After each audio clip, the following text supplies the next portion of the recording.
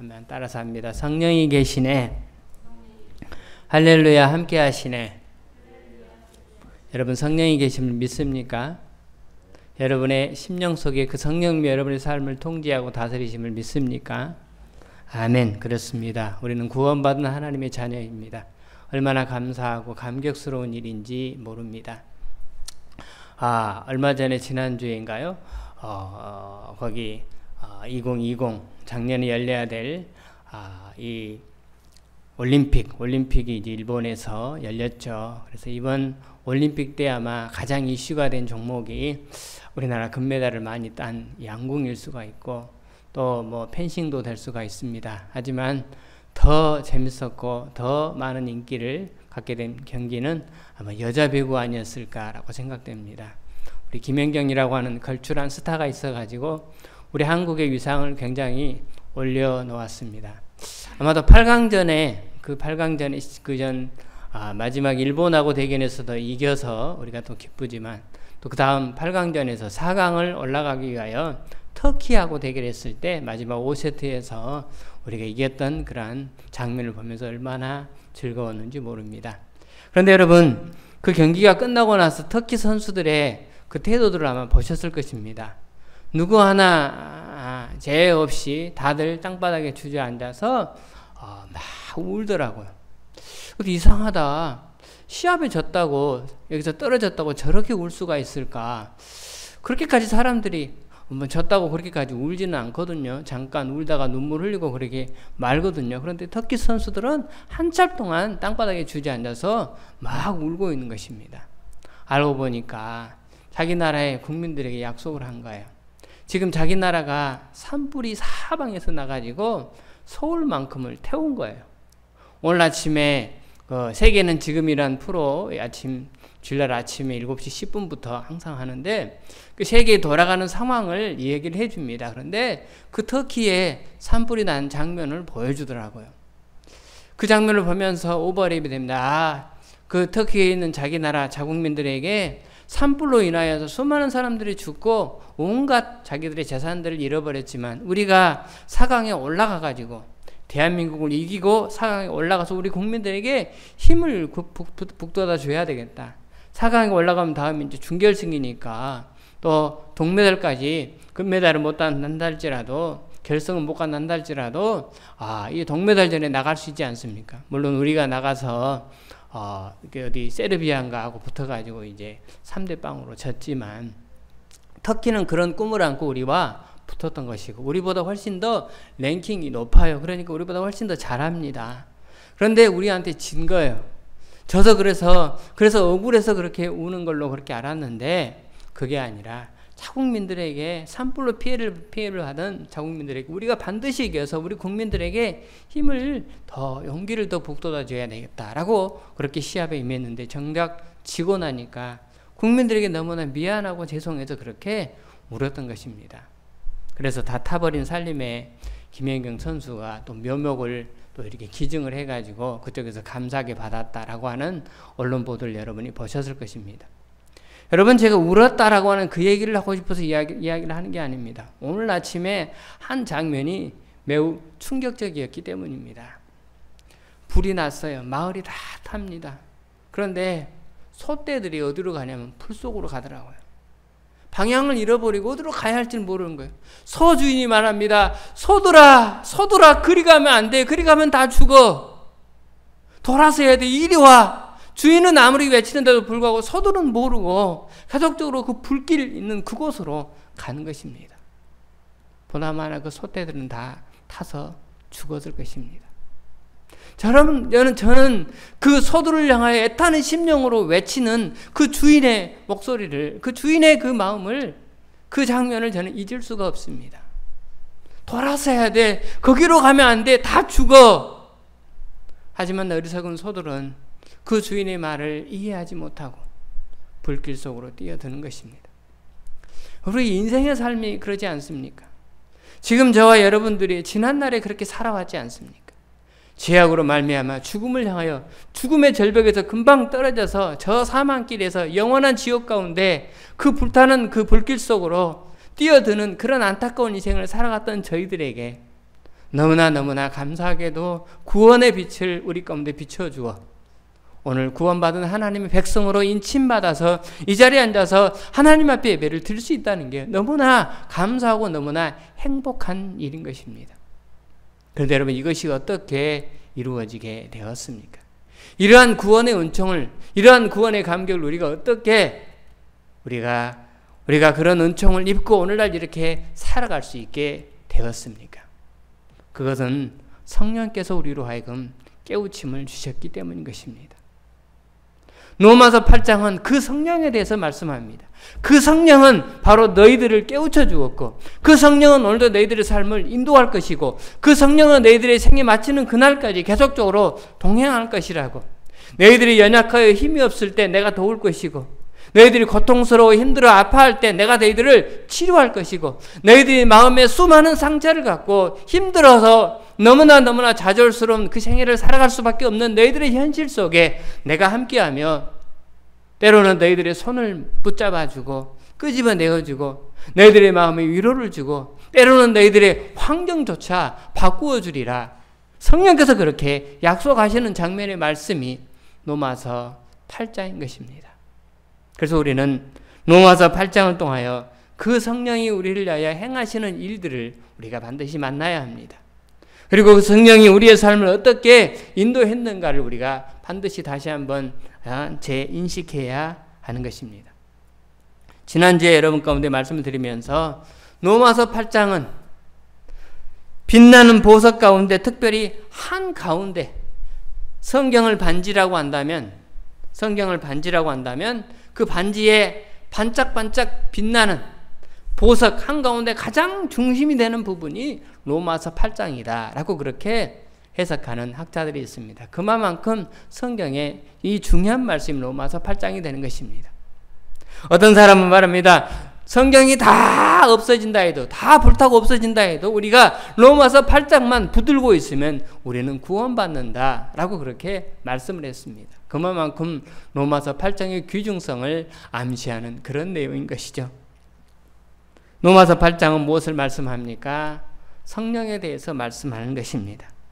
우리로 하여금 그리하여 우리의 삶을 지배하고 우리를 인도하시는 성령님에 대해서 말씀하며 또한 우리가 영광스럽게 마지막 날 우리의 이 육체의 몸이 무너지고 다 사그라져서 한 줌의 재로 사라질 세상에서의 마지막 모습이지만 다시 변화될 예수님의 육체처럼 영광스러운 몸으로 새롭게 변화될 그 몸을 우리가 믿고 우리도 그렇게 변화될 것을 기대하며 그러한 사실들을 믿도록 확신하도록 만들어주는 게 성령님의 역할이다는 사실을 우리 가운데 말씀을 했습니다.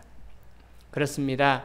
우리는 성령의 지배를 받고 살아야 합니다. 그리고 우리는 영광스러운 몸으로 변화될 것을 믿고 그 나라를 소망하며 우리는 나아가야 하는 것입니다. 그렇습니다. 우리는 그러한 몸으로 변화될 하나님의 사람이 되었습니다. 그런데 왜 그렇게 되었습니까? 우리가 어떻게 하여 이러한 영광스러운 몸을 입을 하나님의 사람으로 변화될 수 있는 그러한 놀라운 특권을 우리가 덧입게 되었습니까? 그것은 성령께서 첫 번째로 말하기를 우리로 하여금 그리스도 안에 있는 자들에게는 결코 정죄함이 없도록 만들어 주셨기 때문이다 라고 그렇게 말씀합니다. 우리로 하여금 정죄함이 없는 사람으로 만들어 주셨기 때문이라는 것입니다. 여러분, 그것이 오늘 2절 말씀에 나오고요. 또 하나는 성령은 우리로 하여금 율법의 요구를 이루도록 그렇게 해 주셨기 때문에 우리가 마침내 영광의 몸으로 변화될 하나님의 사람이 되었음을, 그렇게 될 것을 약속하고 있는 것입니다. 여러분, 성령께서는 우리를 죄와 사망의 법에서 해방시켜 주셨습니다. 그렇다면 무엇을 근거로 해서 저와 여러분들을 죄와 사망의 몸에서, 그 법에서 해방시키셨을까요? 또 무엇을 근거로 해서 우리로 하여금 율법의 요구를 이루도록 그렇게 하셨을까요? 그 근거가 무엇이냐라고 하는 것입니다. 그 근거를 3절 말씀에서 하고 있습니다. 여러분, 3절 말씀을 한번 다 같이 보도록 하겠습니다. 3절 시작. 율법의 육신으로 말미암아 연약하여 할 수 없는 그것을 하나님은 하시나니 곧 죄로 말미암아 자기 아들을 죄 있는 육신의 모양으로 보내어 육신의 죄를 정하사. 자, 율법이 육신으로 말미암아 연약하여 할 수 없는 그것을 하나님은 하시나니. 자, 육신은 저와 여러분들의 껍데기입니다. 이 몸뚱아리입니다. 우리는 이 몸뚱아리를 입고 평생 살아가야 합니다. 몸뚱아리와 영이 분리되면 그날은 우리가 세상을 떠나는 날이죠. 그러기 우리는 세상에 살아가는 내내 몸뚱아리를 입은 영과 육신이 같이 한 몸에서 동시에 한 몸을 이루어 살아가게 되어 있습니다. 그런데 하나님께서는 우리에게 율법을 주셨습니다. 그 율법을 지키라고 주신 것이죠. 그런데 이 육신을 입은 우리는 그 율법을 완벽하게 지켜낼 수가 없습니다. 그럼에도 불구하고 하나님은 그 율법을 우리 가운데 주셔서 우리로 하여금 혼돈스럽게 만듭니다. 우리를 때로는 괴롭히는 것 같습니다. 아니, 왜 율법을 줘가지고 지키지도 못할 율법을 우리로 하여금 주어서 이렇게 힘들게 그렇게 만드십니까? 우리는 괴로워하며 토로하지 아니할 수 없습니다. 그런데 성령님은 오셔서 우리로 하여금 그 율법의 요구를 완성시킬 수 있는 힘을 우리 가운데 베풀어 주시는 것입니다. 그런데 여러분, 저 여러분들의 율법을 어떻게 우리가 완성할 수 있습니까? 우리는 할 수 없습니다. 우리는 할 수 없다는 사실을 먼저 인정해야 합니다. 하나님의 말씀대로 율법의 요구대로 100% 세상을 살아갈 사람이 아무도 없습니다. 그러기에 우리는 하나님 앞에 죄인임을 발견하는 것입니다. 나는 하나님 앞에 죄인입니다. 그러기에 이 죄에서 율법을 지킬 수 없는 이 몸에서 벗어날 수 있는 길이 오직 하나님뿐입니다. 라고 하는 사실을 인식하게 만드는 거예요. 그걸 발견하게 만드는 거예요. 그걸 깨닫도록 만드는 거예요. 그리고 어떻게 합니까? 우리로 하여금 누구 앞으로 다가가도록, 예수님 앞으로 다가가도록 하나님께서 우리를 만드신 것입니다. 내가 예수님 앞으로 다가가도록 내가 내 힘으로 율법의 요구를 완벽하게 이룰 수 없다라는 사실을 깨닫게 하는 것, 성령님이 하시는 것입니다. 그리고 내가 예수님을 붙잡을 수밖에 없도록 만드시는 것도 누가 하는 것입니까? 성령께서 그렇게 하시는 것입니다. 성령님 우리에게 깨닫는 영을 주시고 성령님 우리의 삶을 인도하셔서 예수님 앞으로 나아가게 만드시는 것입니다. 그러므로 다시 한번 간단하게 정리한다면 여러분, 성령이 하시는 두 가지 큰 일을 여러분들에게 말씀을 드렸습니다. 첫 번째로 성령은 우리를 죄와 사망의 법에서 해방시킴으로써 우리로 하여금 정죄를 당하지 않도록 하신다라고 그렇게 말씀을 했습니다. 1절과 2절 말씀입니다. 1절과 2절 말씀 다시 한번 다 같이 봅니다. 시작. 그러므로 이제 그리스도 예수 안에 있는 자에게는 결코 정죄함이 없나니 이는 그리스도 예수 안에 있는 생명의 성령의 법이 죄와 사망의 법에서 너를 해방하였습니다. 아멘입니까? 아멘입니다. 여러분, 그러므로 이제 그리스도 예수 안에 있는 자에게는 결코 뭐가 없다? 정죄함이 없다. 너는 죄가 없다. 너는 죄인이 아니다. 누가 우리에게 그렇게 말씀합니까? 성령이 깨닫도록 그렇게 하시는 것입니다. 우리가 어떻게 하면 이 죄로부터, 이 정죄함으로부터 벗어날 수 있습니까? 생명의 성령의 법이 내 삶을 지배하셔서 나를 이끌 때, 나와 함께 할 때, 내 삶을 도울 때 우리는 죄로부터 해방을 얻을 수 있게 되었다라고 하는 말씀을 하고 있는 것입니다. 여러분, 예수님이 십자가에서 죽으시고 다시 부활하신 것은 여러분 우리에게 얼마나 큰 희소식인지 모릅니다. 또한 이 사실은 2000년 전에 이루어진 사실입니다. 예수님이 2000년 전에 십자가를 지셨습니다. 그런데 여러분, 저와 여러분들이 구원받은 것은 그 십자가에 나도 같이 죽었다라고 하는 말씀을 드렸습니다. 아니, 2000년 후의 사람, 지금부터 AD 1세기나 아니면 마이너스 4세기, 마이너스 4년, 그 정도의, 마이너스 4년 정도의 예수님이 세상에 오셔서 십자가에 못이 박혔다라고 과학적으로 이렇게 추측을 합니다. 그러면 지금으로 말하면 아무리 많아도 2021년이니까 20년이나 25년 정도, 2020년 전이나 2025년 전에 있었던 그런 사건입니다. 그때 예수님이 십자가에 못이 박혀 돌아가셨는데 저와 여러분들이 그때 같이 예수님이 십자가에 못 박힐 때 같이 돌아가셨다는 거예요. 여러분, 사실이 이해가 됩니까? 이해가 되지 않습니다.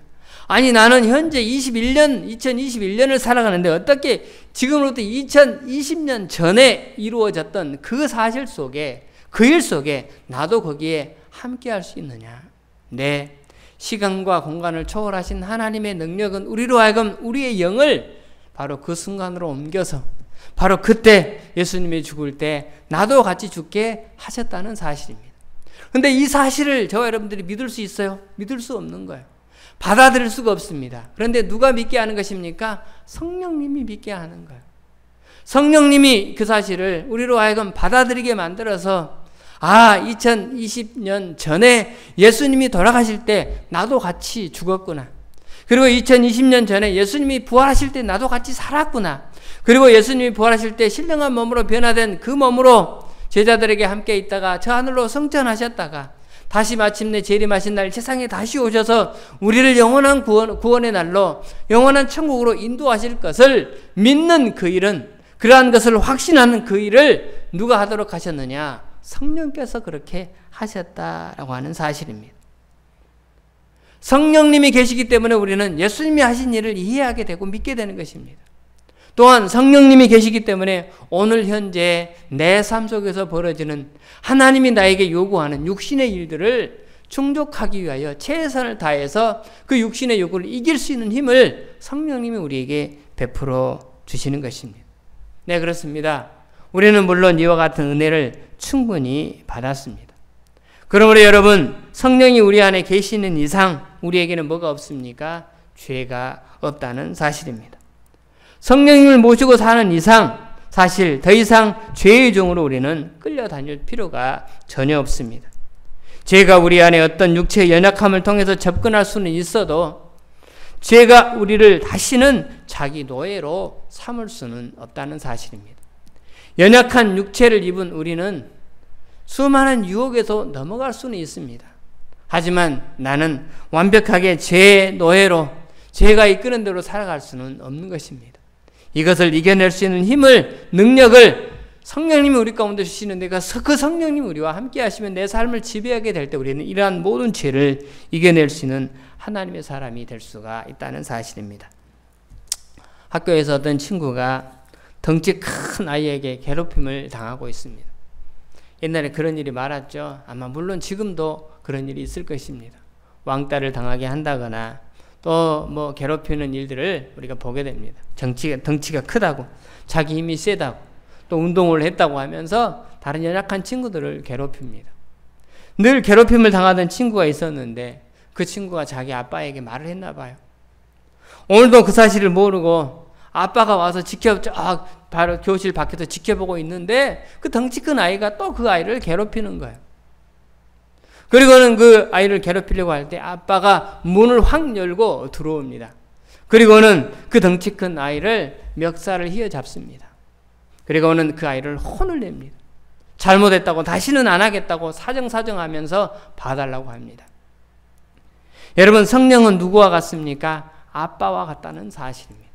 우리 곁에서, 우리 안에서, 우리 주변에서 우리를 지켜보시면서 우리가 힘들어 아파할 때, 우리가 고통스러워하는 순간순간 속에 성령님은 찾아오셔서 저와 여러분에게 힘과 능력을 베푸시며 저와 여러분들에게 이 모든 것들을 이겨나갈 수 있는 하나님의 능력, 하나님의 힘을 우리 가운데 공급해 주시는 것입니다.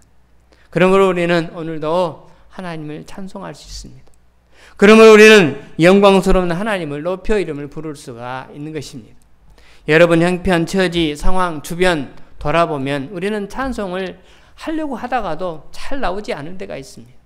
내 마음이 고통스럽고 힘들어 아파하는 부분들이 많은데 내가 원하는 부분들이 충족이 덜 되어서 이것조차도 하나님이 해결해 주시지 하는 그런 요구들이 우리 안에 가득 차가지고 하나님을 찬송하려고 해도 나오지 않으려고 할 때가 너무나 많이 있습니다. 하지만 사랑하는 여러분, 용기를 내십시오. 우리가 여기 이 자리에 앉아있다는 사실 자체만 해도 너무나 감사해서 평생 찬양하기에, 우리는 평생 감사하기에 부족한 하나님의 사람이 되었다라고 하는 사실입니다. 왜요? 당연히 정죄를 받아야 될 우리의 인생에 성령은 찾아오셔서 정죄함을 받지 않는 우리로 깨닫게 해주시고 우리의 삶을 이끌어 주시기 때문인 것입니다. 그러므로 성령님이 하시는 역할, 첫 번째는 무엇이냐? 우리로 하여금 정죄함을 받지 않도록 우리의 모든 죄를 사하여 주십니다. 두 번째는 성령은 우리가 하나님이 원하시는 거룩한 삶을 살 수 있도록 도와주십니다. 우리 한번 따라서 할까요? 시작. 우리가 하나님이 원하시는 거룩한 삶을 살 수 있게 해서 정죄를 당하지 않도록 도와주신다라고 하는 것입니다. 성령님이 하시는 중요한 역할입니다. 여러분, 여기서 바울은 4절 오늘 말씀에서 4절 말씀에 이런 말씀을 해요. 4절 말씀 다 같이 하겠습니다. 4절 봅니다. 시작. 육신을 따르지 않고 그 영을 따라 행하는 우리에게 율법의 요구가 이루어지게 하려 하심이니라. 자, 육신을 따르지 않고, 육신은 뭡니까? 세상의 욕심을 버리지 못하는 내 몸뚱아리죠. 더 많이 갖고 싶고, 더 높아지고 싶고, 더 많은 권력을 헤어서 남들 앞에서 군림하고 싶은 게 우리 모두의 바람입니다. 더 크게 되고 더 위대하게 되고 싶은 게 모든 사람의 소망인 것이죠. 누가 인생을 꼬리가 되길 원합니까? 대부분의 사람은 다 머리가 되기를 원합니다. 네, 여러분, 내가 머리가 되기를 원하는 거 잘못된 거 아닙니다. 다 여러분 우리 안에 원하시는 그런 자기의 어떤 바람들이 다 있습니다. 이거 갖고 있다고 목사님 잘못되었습니까? 라고 저는 여러분들에게 그렇게 말씀을 드리지 않았습니다. 내가 그런 욕심을 갖고 있지만 여러분, 그게 인생의 목적이 되어서는 안 된다는 사실입니다. 내가 이루고자 하는 소망, 내가 바라는 것, 여러분, 이것이 너무나 개인적인 것이고 세상적인 것입니다. 예, 필요해요. 여러분, 그 일을 위해서 기도해야 합니다. 하지만 그것이 내 인생의 목적이 되어서는 안 된다는 사실입니다. 왜요? 저와 여러분들의 궁극적인 목적은 무엇입니까? 하나님이 원하시는 목적을 이루어질 사람으로, 하나님이 원하시는 당신의 뜻을 이룰 사람으로 하나님께서 저와 여러분을 불러주셨기 때문인 것입니다. 그러기에 내가 세상에서 크게 되는 것보다 더 우선적인 뭐냐? 하나님을 기쁘시게 하는 거예요. 오늘 말씀 정확하게는 8절에 아마 그런 말씀이 나올 거예요. 8절에 아마 이런 말씀이 나옵니다. 이런 8절 말씀 제가 읽을게요. 육신에 있는 자들은 하나님을 기쁘시게 할 수 없느니라. 그렇습니다. 육신의 뜻을 품고 세상에서 자기의 어떤 위대함과 자기의 어떤 원함만을 충족시키기 위하여 나가는 사람은 하나님을 기쁘시게 할 수 없다는 사실입니다. 하나님을 기쁘시게 하기 위해서 어떻게 해야 합니까? 육신의 생각을 내려놓고 영의 생각을 따라야 하는 것입니다. 성령님이 원하시는 대로, 성령님이 말씀하시는 대로, 성령님이 우리 가운데 요구하시는 대로 우리는 그 뜻을 따라서 충족시켜드리는 그런 삶을 살아가는 사람이 바로 하나님을 기쁘시게 할 수가 있는 것입니다. 여러분, 오해하지 마십시오. 내가 원하는 목적을 위하여서 하나님, 그 일을 위해서 내가 기도해서는 안 됩니까? 아닙니다. 분명히 기도해야 합니다. 하지만 내가 원하는 목적이 우선이 되어서는 안 되는 것입니다. 하나님을 기쁘시게 하는 것 하에, 그 하에 하나님 우리의 필요를 공급하시며 날마다 채울 수 있는 하나님의 은혜를 우리가 충분히 맛볼 수가 있는 것입니다. 그러므로 저와 여러분들은 하나님을 기쁘시게 하는 자로 쓰임받는 그런 삶으로 불러주셨다는 사실을 우리는 늘 기억하며 살아야 하는 것입니다. 육신의 생각을 따라 사는 사람은 그 결과는 사망이다라고 말씀합니다. 육의 생각의 결과는 사망입니다. 죽음입니다. 영원한 멸망을 말씀하신 것입니다. 그러나 영의 생각은 무엇입니까? 생명과 평안이다라고 그렇게 말씀합니다. 6절 말씀에 이렇게 나와요. 육신의 생각은 사망이요, 영의 생각은 생명과 뭐다? 평안이다라고 그렇게 말씀합니다. 자, 성령의 생각의 결과는 생명과 평안입니다. 한번 따라서 하면 합니다. 다 같이 읽습니다. 시작. 성령의 생각의 결과는 생명과 평안이다. 여러분, 성령의 생각을 한 사람의 그 결과의 삶에 주어지는 것은 뭡니까? 두 가지. 하나는 생명이에요. 생명. 무슨 생명입니까? 영원한 천국의 생명입니다. 하나님 나라의 생명입니다. 곧 구원받은 하나님의 백성이 된 것입니다. 저와 여러분들은 이미 구원을 하나님으로부터 부여받았습니다. 뿐만 아니라 하나님이 우리 가운데 땅을 살아가면서 주시는 선물이 있는데 그것은 무엇입니까? 평안이다 라고 하는 것입니다. 하늘의 평안, 샬롬의 평안을 우리 가운데 주시는 것입니다. 여러분, 이 샬롬은, 이 평안은 조건에 따라 주어진 것이 아닙니다. 내가 원하는 목적이 이루어져서, 내가 바라는 것이 이루어져서 나는 평안하다, 감사하다, 그게 아닌 것입니다. 상황과 조건을 벗어나서 뛰어넘어서 내 상황은 여전히 어렵고 내 상황은 여전히 힘들고 여전히 고통스럽지만 그럼에도 불구하고 하나님이 나에게 주시는 신령과 진정으로 주시는 내 심령 안에 참 평강을 여기서 평안이라고 그렇게 말씀하는 것입니다. 땅에 있는 모든 생명은, 공기 중에 살고 있는 모든 하나님의 사람들, 성령의 사람은 다 그 평안을 누리기를 하나님이 간절히 원하시는 것입니다. 사랑하는 여러분, 어떤 한 장로님이, 정부 요직에 있는 장로님이 신문에 이런 이야기를, 글을 쓴 것을 한번 읽어본 적이 있습니다. 그 장로님이요, 이렇게 결심을 했다고 합니다. 이분이 이렇게 결심했습니다. 나는 주일날 앞으로는 어떤 일이 있어도 골프장에 가지 않겠습니다. 라고 그렇게 결심을 해서 글을 써서 내놓았어요. 정부 요직에 있는 높으신 그런 장로님입니다. 이분이 결단하는 거예요. 결단해서 그걸 사람들 앞에 그렇게 선포한 것입니다. 곧 이 말은 나도 안 가겠으니 앞으로 나를 주일날 불러내지 마라 라고 그렇게 알린 것입니다. 그렇다면 여러분, 이분이 왜 그런 결심을 했을까요? 주일날 골프장에서 보통 일이, 여러분 중요한 이야기나 어떤 또 사업하는 사람들 골프 같이 치면서 여러 가지 많은 이야기들이 이루어진다고 합니다. 그러니 매우 중요한 자리입니다. 그런데 그동안 그래서 그 중요한 자리에 매번 그렇게 갔던 것 같습니다. 가서 같이 골프를 치면서 담소를 나누면서 그리고 뭐 여러 가지 많은 이야기를 했을 것입니다. 그런데 이분이 나는 앞으로 절대로 주일날 골프장에 가지 않겠습니다라고 선언하신 이유는 어디에 있겠습니까? 갔는데 뭐가 평안하지 않아요? 마음이 불편한 거예요. 마음이 불편해요. 하나님의 사람은, 성령의 사람은 하나님의 말씀대로 살지 않으면 이 마음이 평안하지가 않는 거예요. 오늘 성령의 생각의 결과는 생명과 평안이라고 했는데 그 평안이 내게 없는 것입니다. 그래서 그분이 나는 앞으로 주일날 절대로 골프장에 가지 않겠습니다 라고 그렇게 선언하신 것입니다. 전에 교회에 있을 때 한 집사님이 자기 딸하고 주일을 껴서 저기 홍천에 있는 비발드 파크에 스키장을 갔어요. 겨울철에. 뭐 간 줄도 어쩐 줄도 모르죠. 사람도 많고 그러니까. 그런데 그 다음 주간에 며칠이 지났는데 연락이 왔어요. 제가 그 담당 교구 목사님이었기 때문에.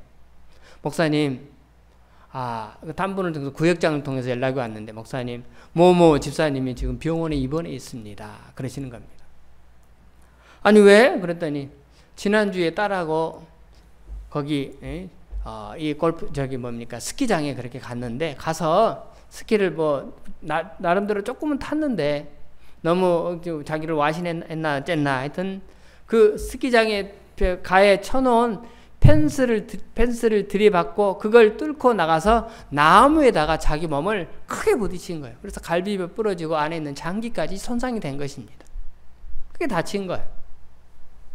제가 놀래가지고 신방을 갔죠. 병원에 갔습니다. 그랬더니 그분이 맨 먼저 하시는 말이, 목사님 죄송합니다. 다시는 주일을 껴서 놀러 가지 않겠습니다. 그러는 거예요. 다시는 주일을 껴서 놀러 가지 않겠습니다. 여러분, 그분이 왜 그런 말을 할까요? 마음이 불편하더라 그 말이에요. 자기 마음이 찝찝하더라 그 말이에요. 괜찮아요, 놀러 가는 거. 뭐 그럴 수 있어요. 그런데 자기 안에 어떤 불편함이 있기 때문에, 그것 때문에 내가 이게 이렇게 다친 것이 아닌가.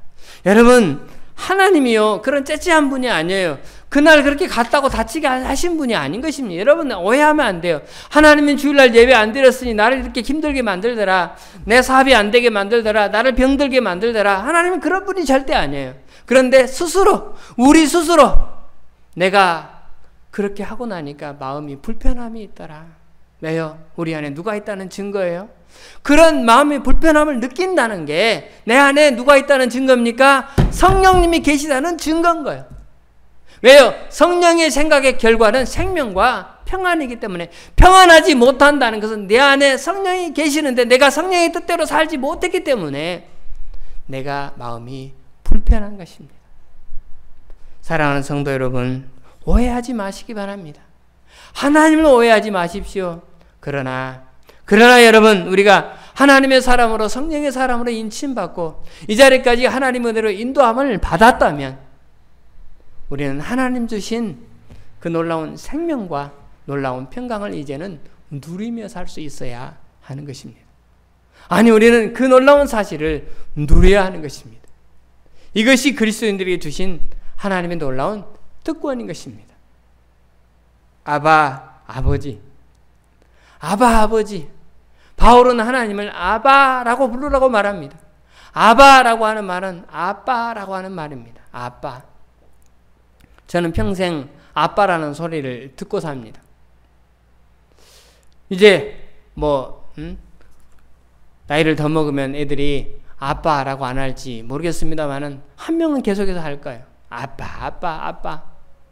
우리 아들이 그렇습니다. 아들하고 이제 매일 한 바퀴씩 이렇게 1시간 정도씩 이렇게 운동을 시키는데 그냥 옆에서 아빠, 아빠, 아빠, 아빠 하고 계속 하는 거야. 조용 좀 해. 생긴 거는 멀쩡하게 생겼잖아요.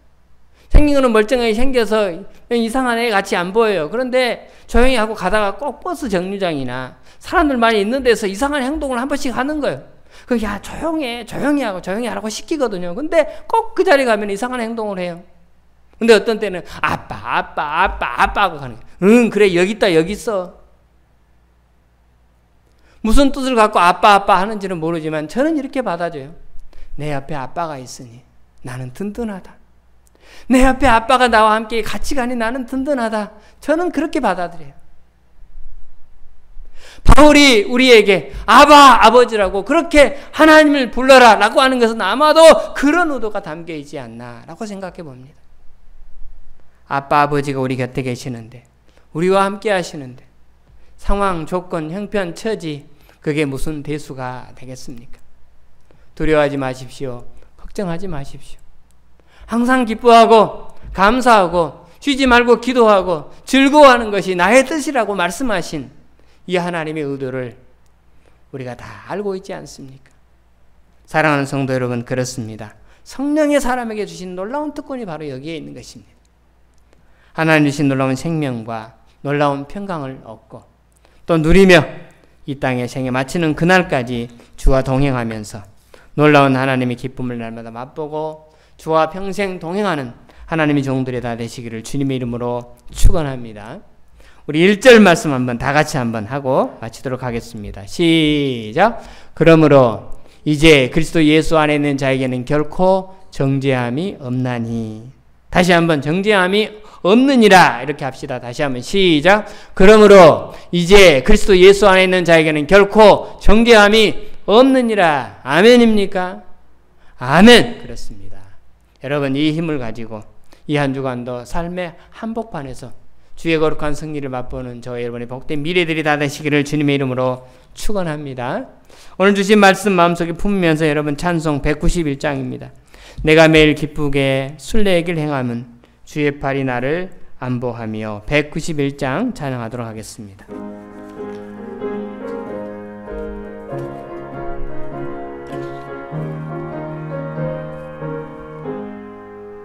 내가 매일 기쁘게 순례의 길 행함은 주의 팔이 나를 안보하며 내가 주의 큰 복을 받는 참된 비결은 주의 영이 함께함이라. 성령이 계시네. 할렐루야 함께 하시네. 좁은 길 기뻐하는 것 주의 영이 함께함이라. 전에 죄에 빠져서 평안함이 없을 때 예수 십자가의 공로 힘입어 그 발 아래 엎드려 참된 평화 얻음은 주의 영이 함께함이라. 성령이 계시네. 할렐루야 함께 하시네. 좁은 길을 걸으며 밤낮 기뻐하는 것 주의 영이 함께함이라. 나와 동행하시고 모든 염려하시니 나는 숲의 새와 같이 기쁘다. 내가 기쁜 마음으로 주의 뜻을 행함은 주의 영이 함께함이라. 성령이 계시네. 할렐루야 함께 하시네. 좁은 길을 걸으며 밤낮 기뻐한 주의 영이 함께함이라. 세상 모든 정욕과 나의 모든 정욕은 십자가에 이미 못을 박았네. 어두운 밤이 지나고 무거운 짐 벗으니 주의 영이 함께함이라. 성령이 계시네. 할렐루야 함께 하시네. 좁은 길을 걸으며 밤낮 기뻐하는 것 주의 영이 함께함이라.